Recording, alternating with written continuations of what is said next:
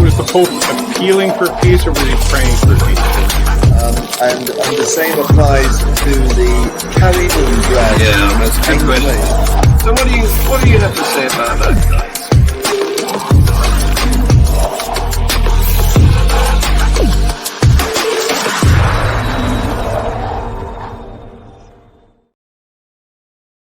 Good morning, afternoon, evening, wherever you are.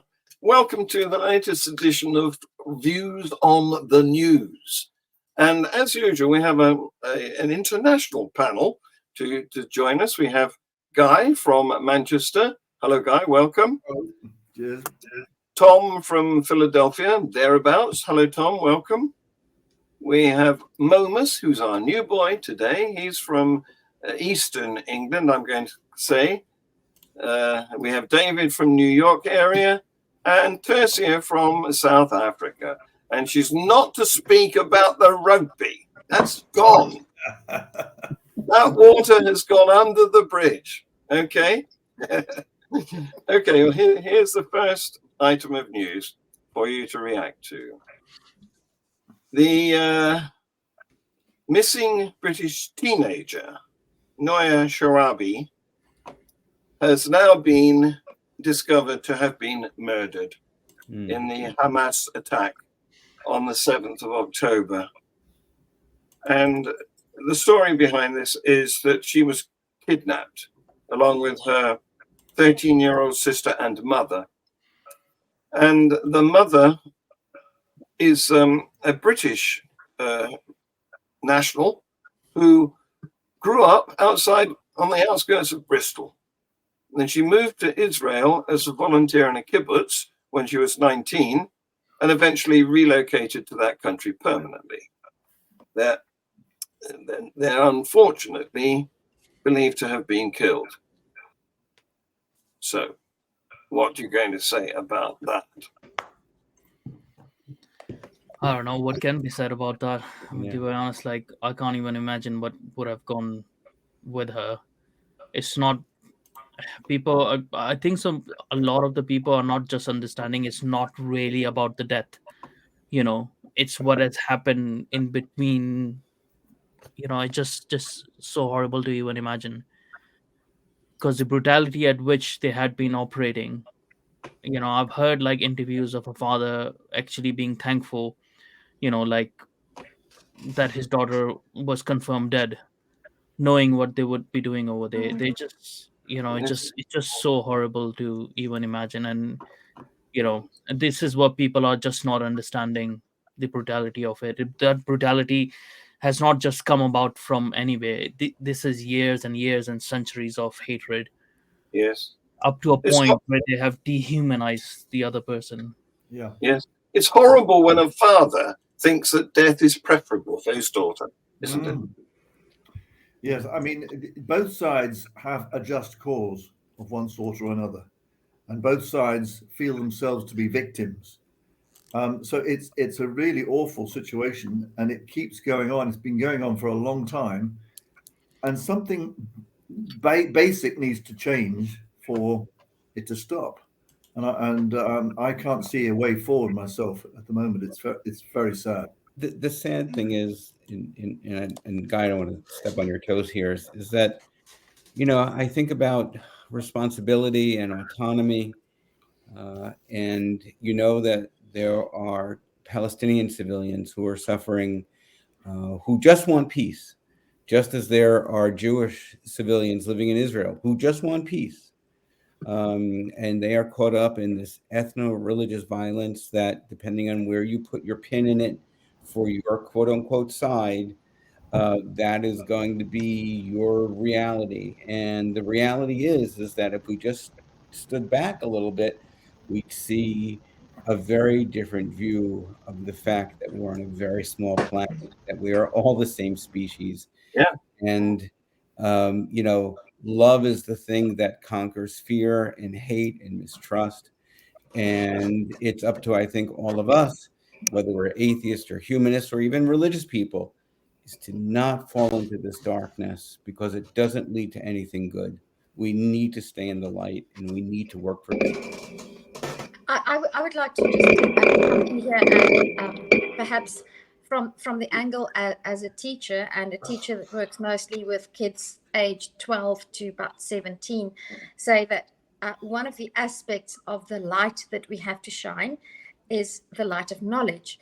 Because even somebody like me, who's a teacher and who studied history and who still studies and learns things, I watched a couple of videos about nationalism and where it comes from, and many of the things I've known but might have forgotten.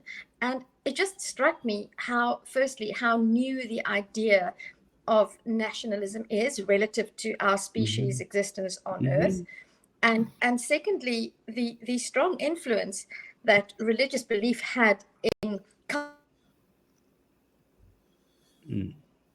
cultivating nationalist ideologies.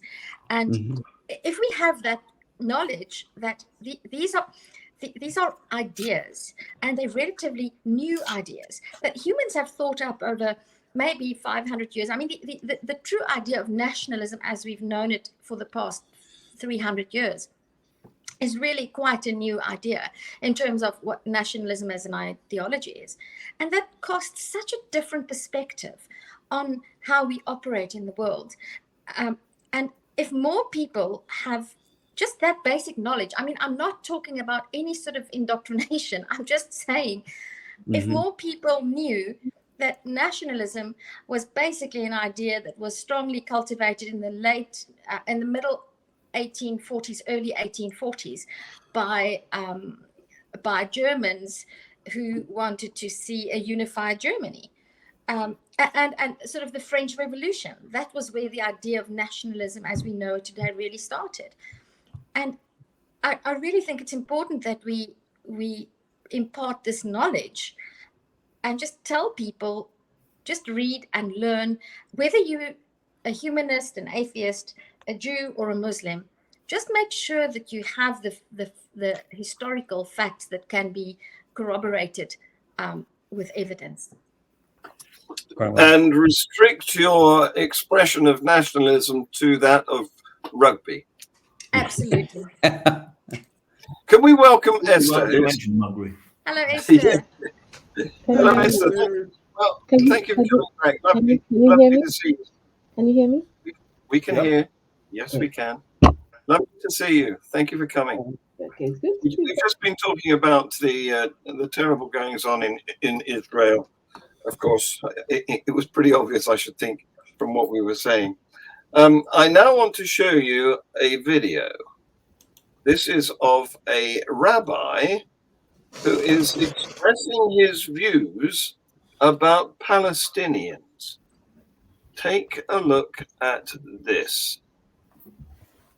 Where is this one? Here we go. There is no mercy. You may think you're being merciful to a child, but you're not being merciful to the child. You're being vicious to the ultimate victim that this child will grow up and kill.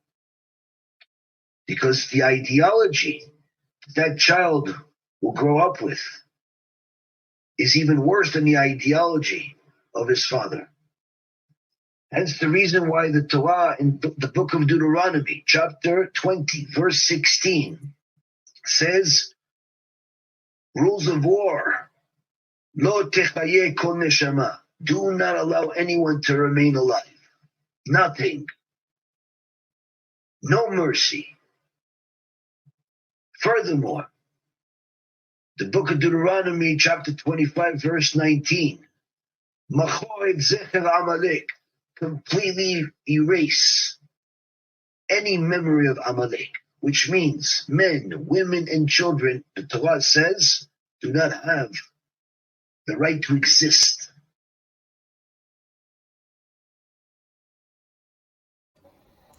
That sounds like Hamas to me.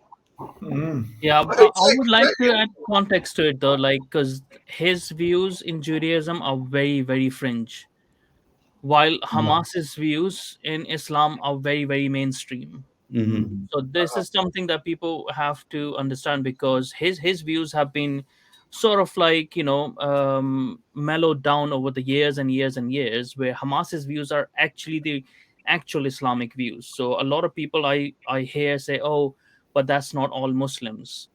To be honest, that is all Muslims, Mm. which is waiting to come out. So the moderate Muslims are just Muslims who haven't voiced their opinions yet, right? They haven't been given the opportunity or the power of majority. And that's what we are seeing in these Free Palestine protests as well. You see a lot of anti-Jewish sentiments over there, because this was taught to us when we were kids. And especially Pakistanis are the worst when it comes to it. I mean, they support Palestine, not knowing any history of Palestine, not knowing that even in Islam, in Quran, God is saying that those are the lands of the children of Israel, right? So Allah Himself says in Quran that those are their lands, of the lands of the Jewish people. Everyone in the Arab knows this. Everyone in the Arab, like the normal Arab place, they don't contest these ideas really. So the idea of contesting Israel is just because they are anti-Jewish, not because like their religion, because their religion is actually saying that those are their lands, and that's how you're supposed to interact with them.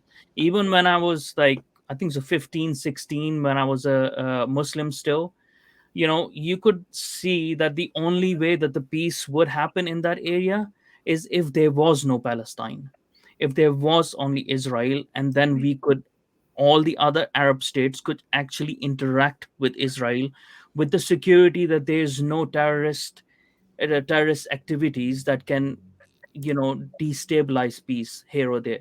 This was very, very apparent. This is something that a lot of even people in Saudi Arabia and stuff would actually want, the people who are actually trying to take the region forward, right? So but this idea of this Judaism, concept of like he's very fringe. This rabbi is very fringe, and it will Well, never become mainstream in I, Judaism. I wanted I wanted to draw your attention to the bubbles of likes that were going up on the right hand side of the TikTok, and I also wanted to draw your attention to the fact that he was rocking backwards and forwards, which is it's part of the Prayer. wailing wall prayer It's behavior. called davening. Yeah, davening. Is it? Oh, I thank Yeah. you for that, David. Sure. You'll have to spell that word for me later on. Okay. Well, it's I'll have to look. I'll have obviously to Google it. yeah. Okay, right. Well, it's obviously some sort of aid to memoir, isn't it? There's muscle memory being invoked in that action. It's equivalent to in the United States in evangelicals who speak in tongues or Yes. any form of prayer. It's part of prayer. Yeah. Yeah. But I would like to point out that the entire religious right in the U.S. has based their theology on what this guy is saying Jews believe about the Old Testament. Right. I don't care if he's fringe in Jewish circles. He's not fringe in the U.S. religious right circles. He is their mainstream belief. Mhm. Yeah, and we will be visiting them in a minute. I've got an item to show you about that too. Esther, would you like to say something about this? Because I know it's not really your field, but you, like all of us, you must have been aware of what's been going on and probably have an opinion, like we all do. With this particular war going on, I mean, for me, it's been really hard. Before I would just ignore it because why should I care? But because a lot of people are invested in this, and it is everywhere, right? So I've got no choice but to, try to understand what's going on. So right now, I'm still like trying to figure this out. So who is in the wrong here? Who is the victim and who is the villain? Who is the and it's just lots of different information from different places. It's hard to sift through what is real and what isn't real, right? I saw a video the other day. I was watching Apostate Prophet, and he Yeah. was showing Hamas and confessions from people from Hamas, and it was such an eye opener, like the cruelty of these people. So I'm still trying to figure this out, and trying to. But I think all I would say at this point is whatever whatever side you're on, there will always be victims. And for me, that's just problematic.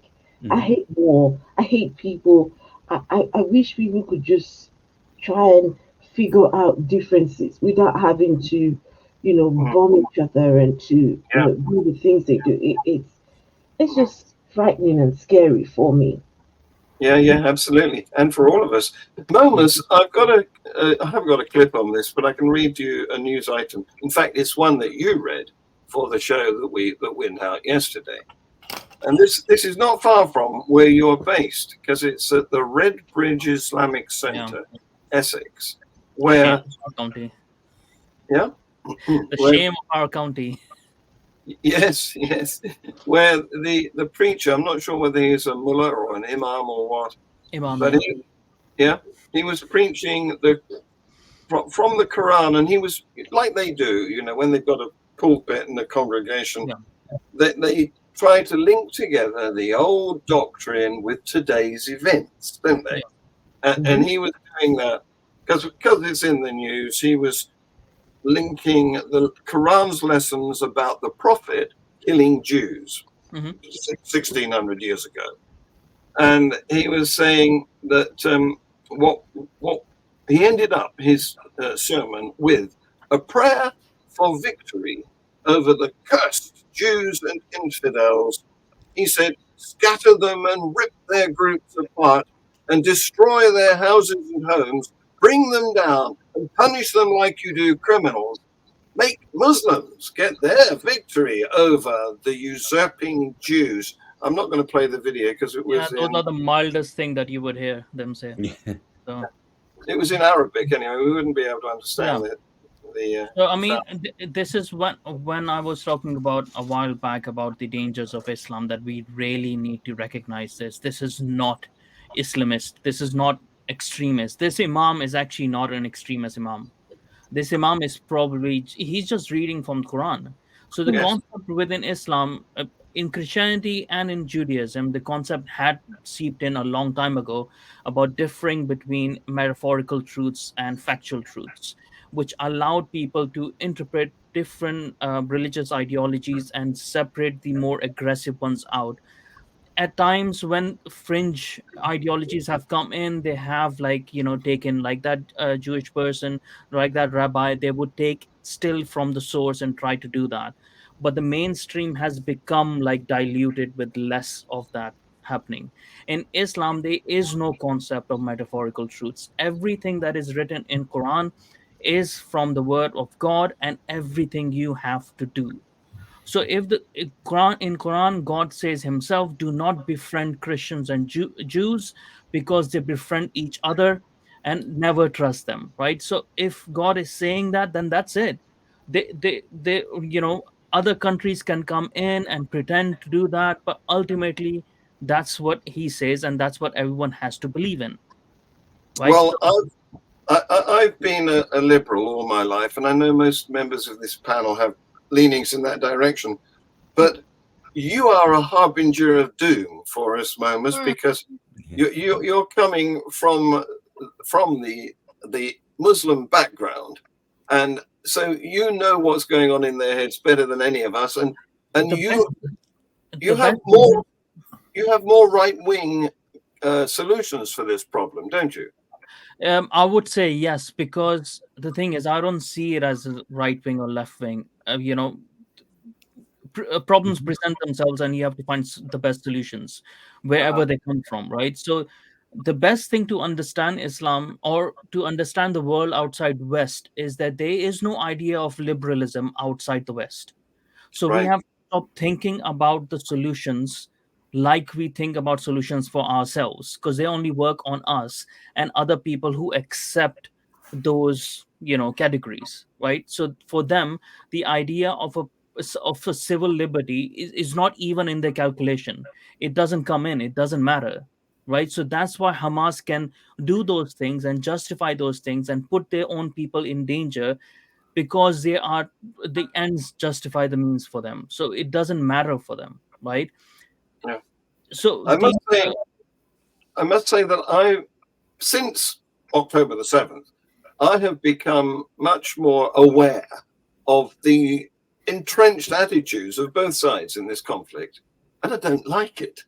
No, even if you see within England, right? So this has been happening a long time about the sex grooming gangs and stuff, right? So for a very long time, I've been saying the reason why they do this is because these are mostly Pakistanis. These are the people I've lived for 10 years with, right? So I didn't grow up with them, but I live with them. They don't see white women or girls as human beings. For them, they are just conquest, right? So they are the bounties that Allah has said in Quran, that He will provide you with bounties of war and bounties of battle and stuff. So they are in a war constantly with the West. For them, it's not as if like they're just coming over here and living over here. And we might know a lot of Muslims who are moderate, but for a moderate Muslim, they have to work a lot to get this out of their system, right? So if they have any connection, if they're first generation or the second generation Pakistanis, especially, because those are the people I know about, and it's mostly from Islamic countries which are less less progressive. They're poorer ones, right? So you will have from Bangladesh, from Sudan and Somalia, and they will share the same psychology of it, right? So, and they have this inbuilt. They have been talking about it. When I was in Karachi, there were some imams in mosque who would say, like, this is how we are going to conquer Europe. We are going to go over there, and we're going to have children and stuff, and we are going to have children with them, and we will conquer them, because the promise of Allah is that the whole of the world is going to become Muslim, right? So they don't see that they see that as a factual truth that they have to deliver. That is their responsibility to deliver. And I'm unfortunately, the West has to be harsh with this. The West has to have some right wing ideas about this, that you cannot keep on importing people that mean you harm, that they are openly saying in their mosque and stuff that they are your enemies. And then when they act as your enemies, that you act surprised. Why are you surprised? They told you, So there might be a lot of moderates over there, but when their fringe when their fringe becomes a bit of a majority, the moderates don't have a choice. They can't go against it. They have to follow what it says, and they will become that. So that's all I have to say. There's way less moderates out there who are more educated and stuff that would say, no, we don't. That's not part of Islam. It's like just open Quran. All of it is part of Islam. Islamism is Islam. Well, I'm going to give you a spoiler for next week's news now, because it follows from what Momus has been saying. There's an item. It's in the Mail Online, I'm afraid, not the best source, but it says that a London jihad demo leader, because we've been having protest marches, 100,000 people, free Pakistan, sorry, free Palestine, get the right one, not Pakistan, Palestine. And apparently one of the leaders of this is an NHS doctor. He's been leading a double life. He's an Islamic extremist in his leisure time. He's the leader of that group. Yes, and a suburban GP for work. Just imagine if right now, or even before, a Jewish person comes in to see him. Yes. Like, it just, I mean, the situation is like that. Like, they are very fringe right now, right? As in, like, they are a minority right now in England.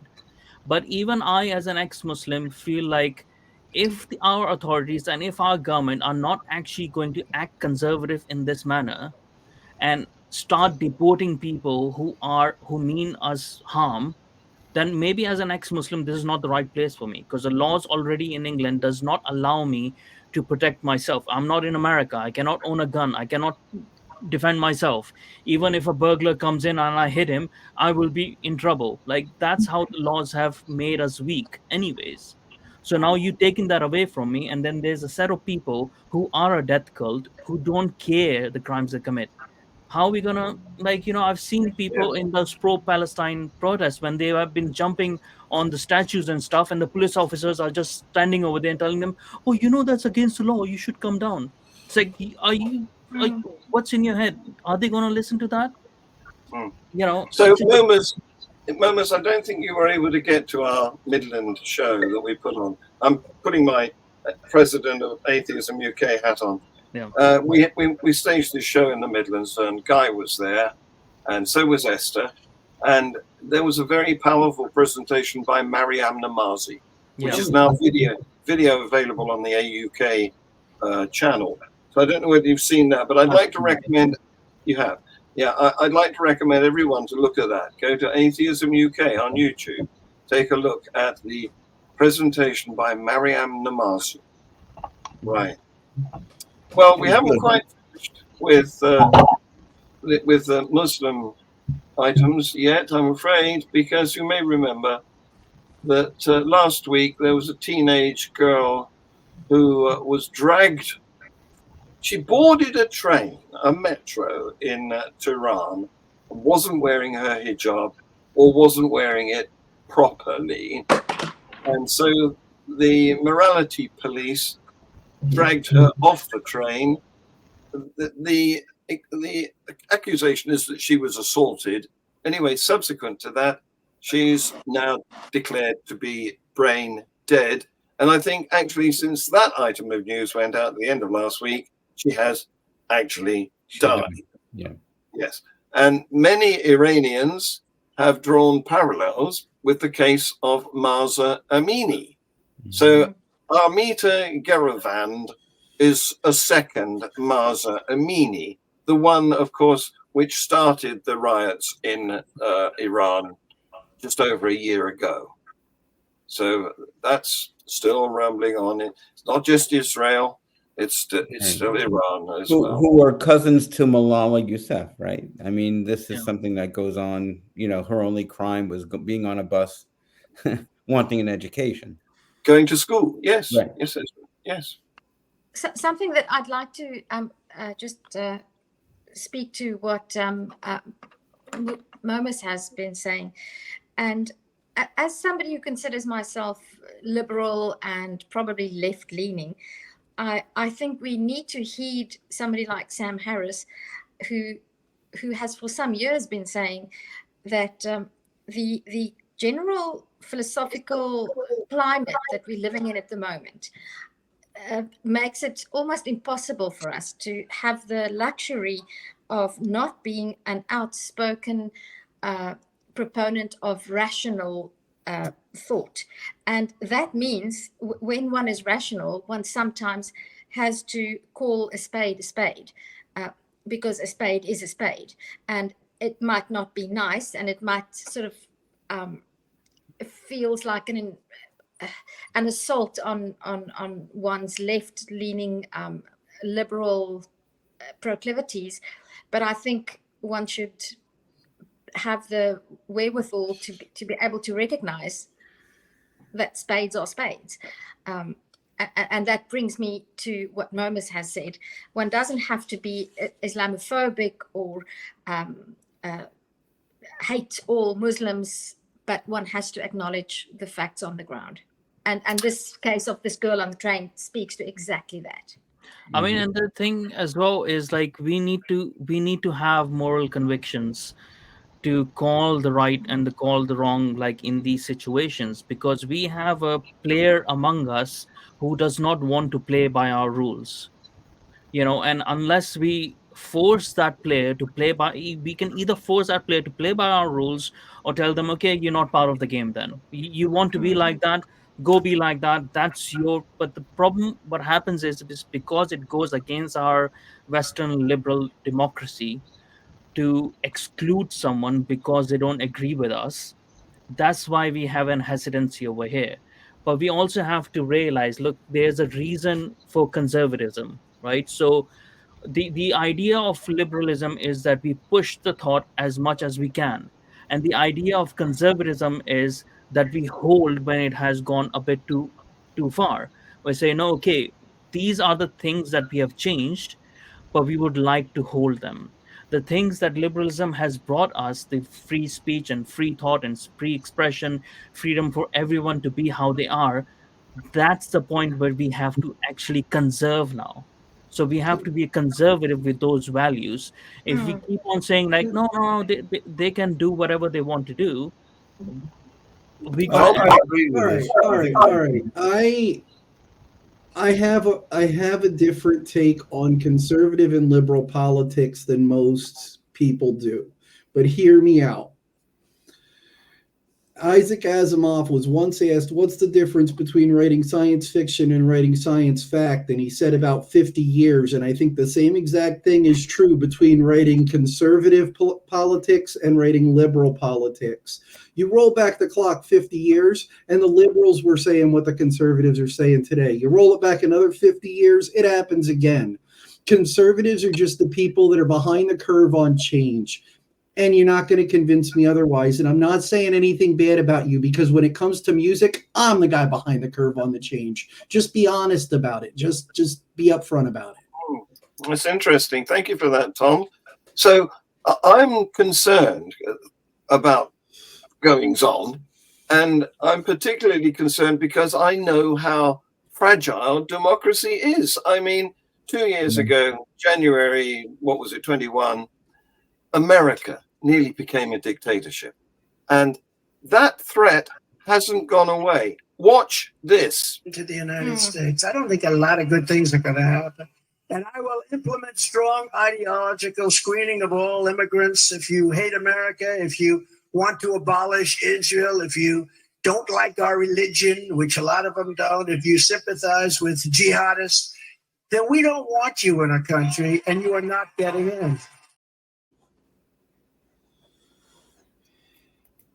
Yeah, I mean, can I just say that there is something that he said there that is probably correct. That is to say that there are limits to liberalism, and the limits to liberalism, like the limits to tolerance, come when you're dealing with people who reject tolerance and reject liberalism, and that's the problem with some, many, sadly, Muslims or preachers and so forth at the moment in this country, in the UK.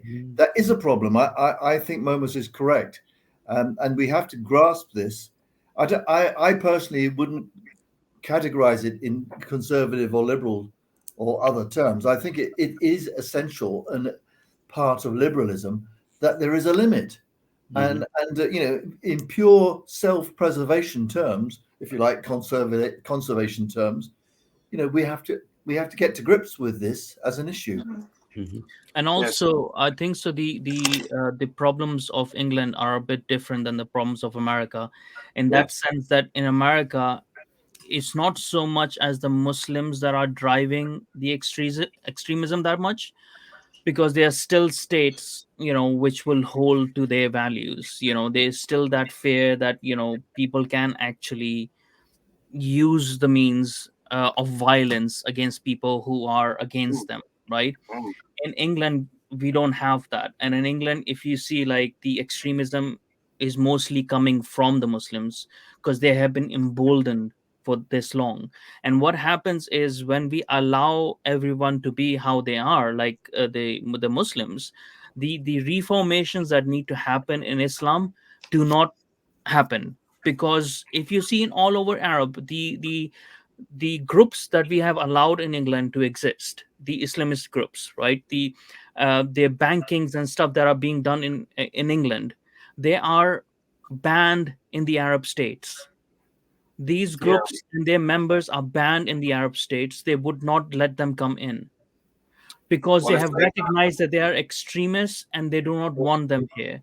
So when we keep on giving them this free reign, the reformations that need to happen in Islam, they do not happen. The reformation really need to happen, and the main reformation is the breakup of the Sharia law, right? So it's breaking the Sharia from the actual teachings of Islam, that's when you can bring in the idea of metaphorical truths. That needs to happen.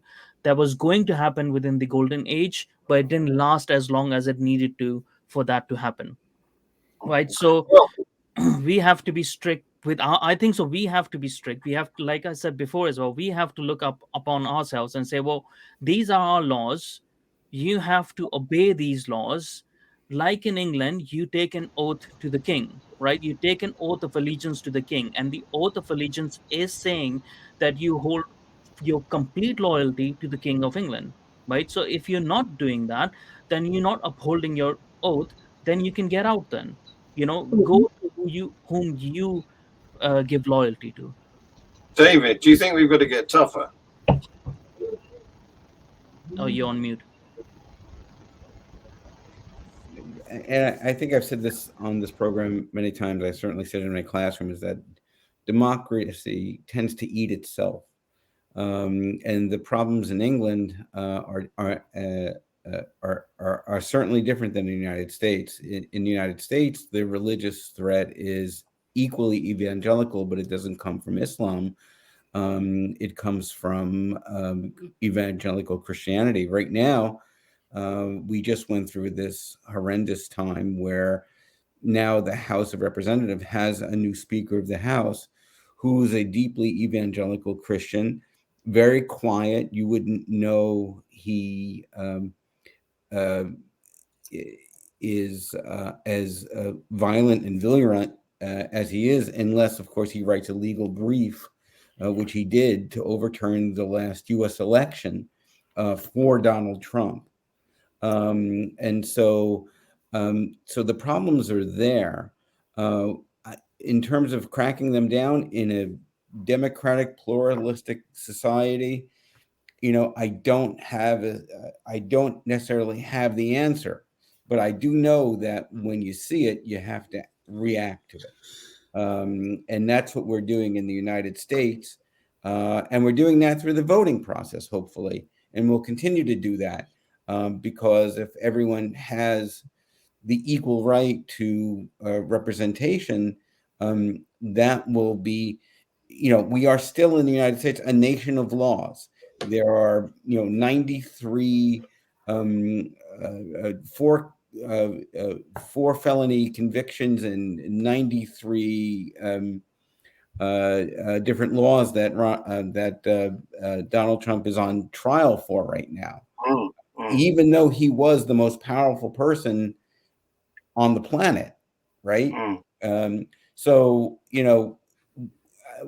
as long as we remain law-abiding and we take into account, that everyone has an equal right to speak, but no one has an equal right to take away your equal rights.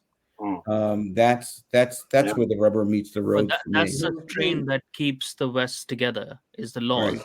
And Right. that's why I've been warning against the danger of Islam, because they don't recognize the laws. They only go by the laws of the Sharia, so they don't recognize our laws. Yeah. Ultimately, they'll do whatever they can to subvert those laws, right? So that's the thread that we don't have, and that's why the conservatives in England are a bit different. Like, we see them a bit differently because we have a lot of liberalism within our conservatives, so we can find common grounds with them where we can. Whereas in America, there's more libertarianism, which we don't have. Yeah, but not in the case of our Home Secretary. Suella Braverman has come up with, what was I going to say? She's challenged the police because she doesn't think that they are doing enough, that she doesn't think that they're arresting enough people. And in fact, she's got some sympathy from Metropolitan Police Chief Sir Mark Rowley, because he's just been trying to police this pro-Palestinian rally. And men were shouting jihad in actually not in the main march, but in a side march. And a lot of people have said they should have been arrested for shouting that. And the Met has reviewed all the videos that were taken on people's phones, and they have said that they can't identify any offense because the word jihad has a number of meanings. They're such idiots. So, You There's can such you can choose it not to mean, they war. I mean, that's ridiculous, their isn't it? experts are Muslims. The So there you context, go. the context revealed what they meant. Yeah. Yes, and indeed. so that is. Yeah. That There is is no context within there that means the jihad means internal struggle. They're not. No. That's why I do agree with our home, like with her, Yeah. because we have to be stronger against them. They're not just calling for jihad. Like the jihad that they're calling for is the war. When they cry out from the river to the sea, what does that mean? It means we will clean the whole of that area, not as a political or territorial thing.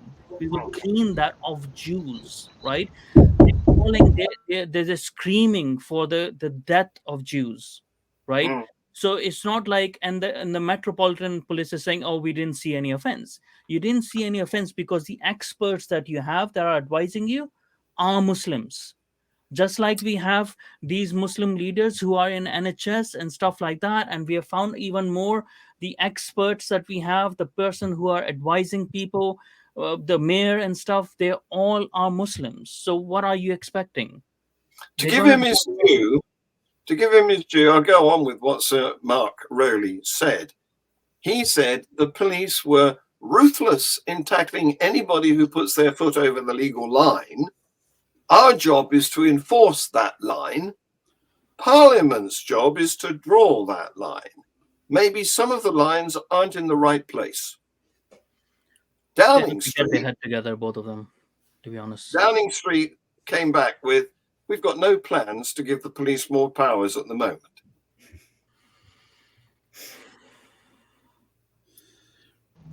Yes, I'm not usually one for um being strict and being forceful, but it gets to the point where how much can we take? How much can we really be tolerant?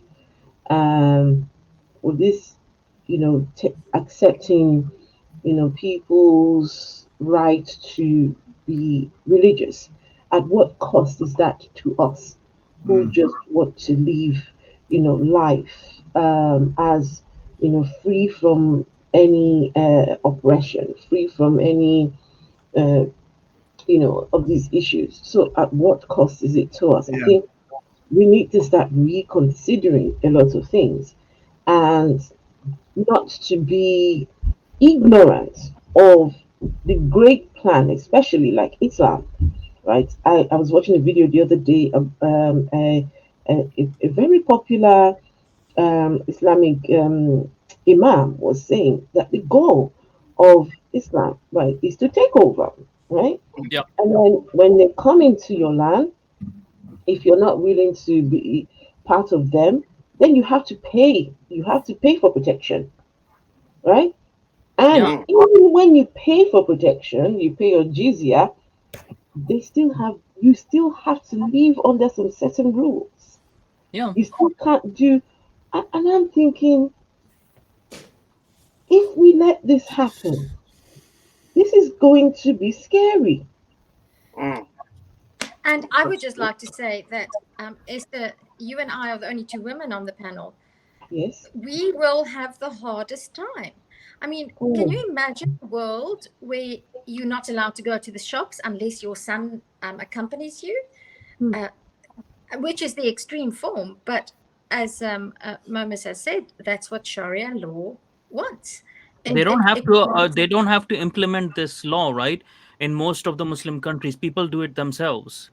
Mm. So That's right. when we say like, oh, moderates don't follow Sharia law, it doesn't matter because most of them are doing that within their own family. So they don't need a Sharia law to oppress women within Mm. their fold, right? So that is why I don't understand all these women that are going about and all this stuff about queer for Palestine and stuff. It's like, yeah, but look at their laws. Just now, the Imam said, like within Palestine, within in Al-Aqsa, like they are going to kill all the gays. It's like, there you go. Like, who are you siding with? Like, they are not coming from a liberal point of view. If Yeah. anyone has to understand Islam, it's like, well, they have the same mentality as communist, right? So that is their mentality, total control. Well, I'm going to break this party up, I'm afraid, because we've gone over time already, and we've hardly covered any of the other items of news. So we haven't solved that one. Let's move on. But And that is a Matthew very Perry big died. one, and it's never going to. We've got to come back to that. It's an ongoing one. That one. It is. Yeah. Maybe we should focus on that particular issue for a whole show sometime. So going to the US of A, Mark Burns, who failed, he's a preacher. He failed in his 2022 bid to get into Congress. So what's he going to do? He's going to open a Christian military academy, and he loves Trump. Watch this. Donald Trump just called me on the phone a couple of days ago, and I'm going to tell you, I'm telling the world that we are getting this nation ready for the return of Donald J. Trump, that we will stay.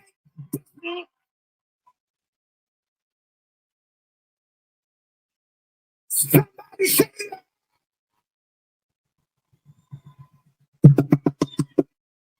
Donald Trump! Donald Trump!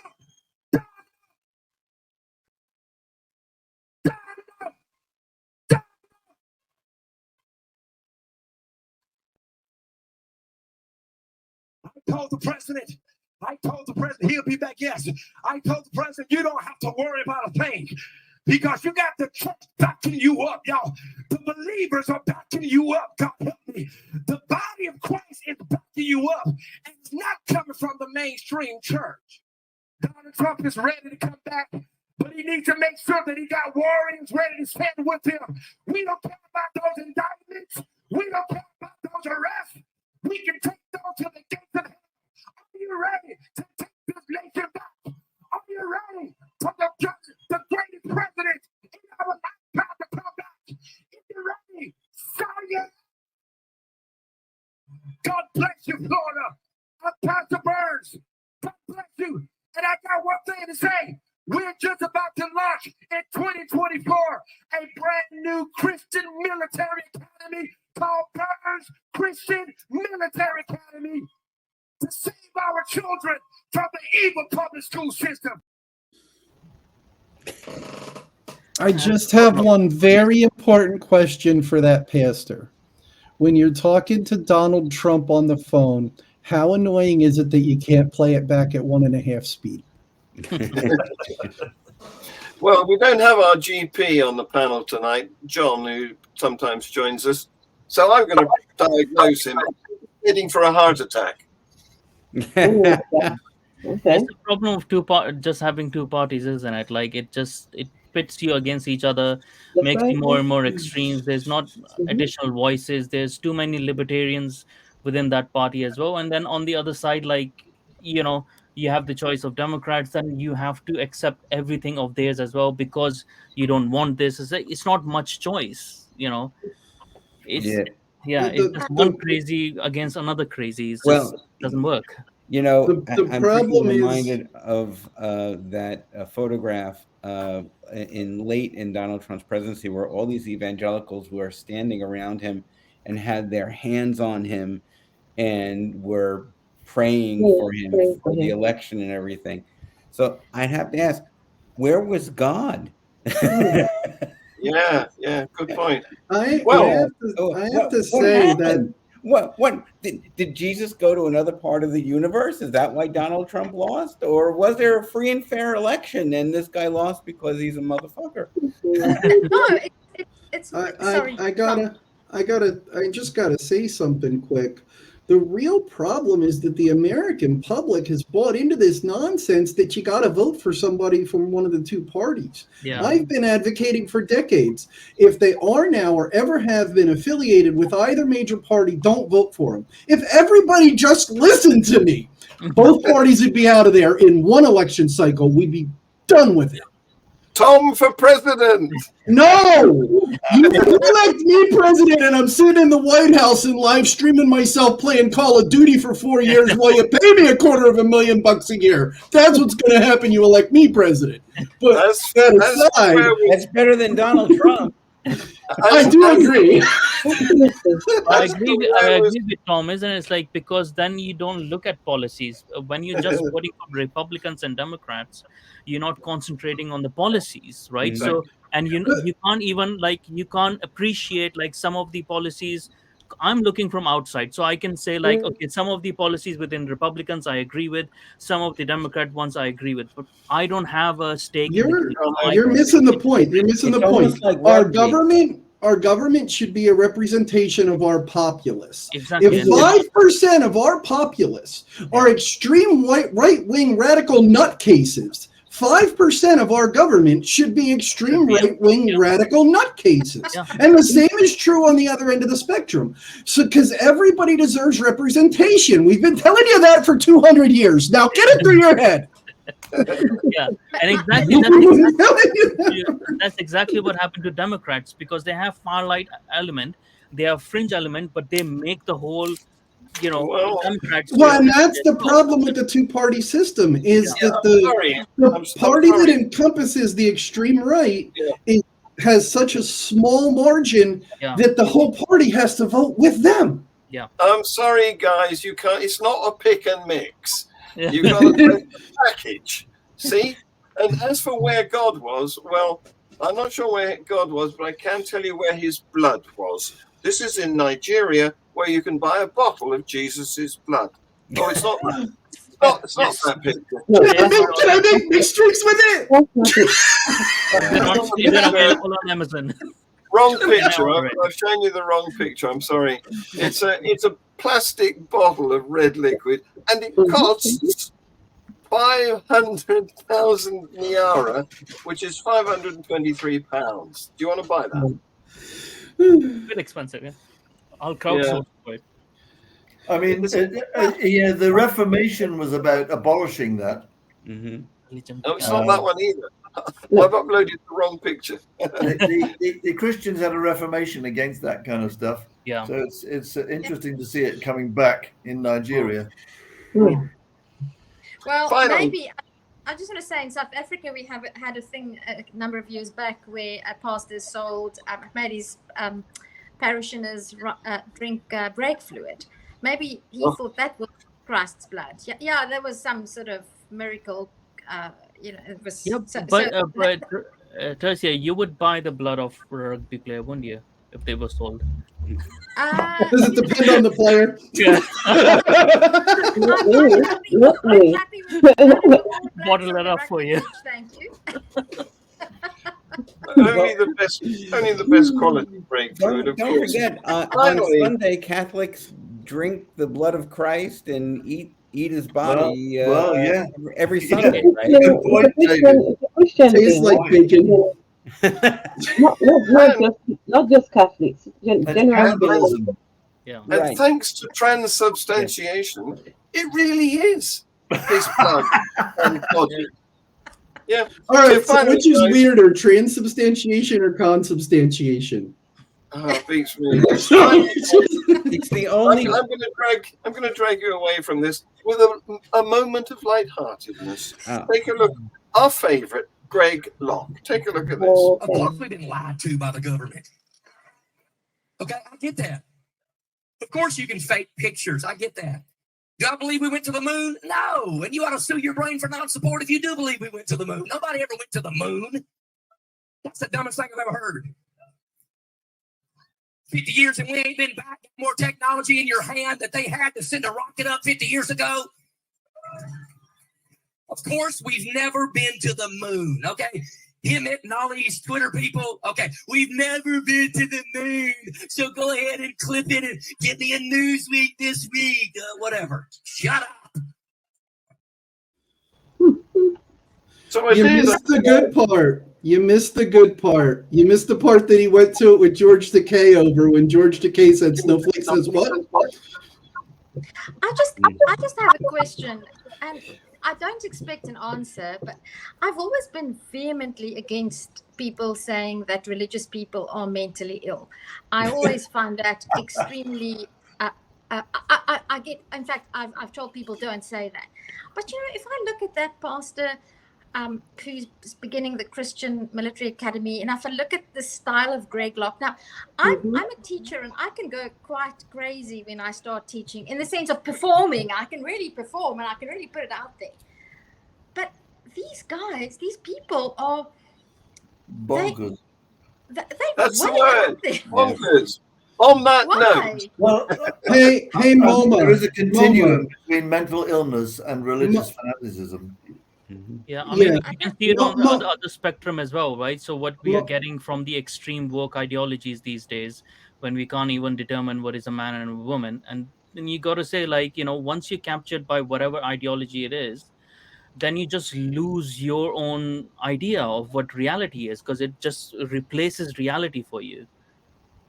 Well, can I ask you something really? This is something that's been going through my head the whole show. Those two extreme Christian pastors we just watched, stylistically, not specifically what they're saying, but the means they're using to say it, how different are they than the extreme Muslim pastors? The Muslim pastors are not performative, because they don't have to be. They have reverence, right? So they are extreme in their talk, but they have reverence, and that's what draws people in. Where they are being a bit cartoonish because it's a bit of American style sort of a thing, which again would not work in England because people don't find that good. So I mean, I've been to a lot of churches, and I do go every now and then to church. Not because I believe, because I think that there needs to be a thread of tradition that needs to be kept, or like a lineage to it. And my wife, being from a Catholic background, she's Polish, so we have that sort of, like, you know, every once in a blue moon that we would go and stuff like that, and just for community and communal sort of a thing, you know. It's very different in Anglican churches and in England, where it's not that much about your belief rather than you coming together for you know, communal good. On that rather more optimistic note, guys, I'm going to draw this show to an end, because otherwise we'll have such a long number of minutes that nobody will click on it because they can't spare that time. So thank you very much. You've been wonderful. And thank you to viewers as well. Say goodbye. Nice to see everybody. Was the Pope appealing for peace, or was he praying for peace? And the same applies to the carry-on drag. Yeah, that's a good question. So what do you have to say about that, guys?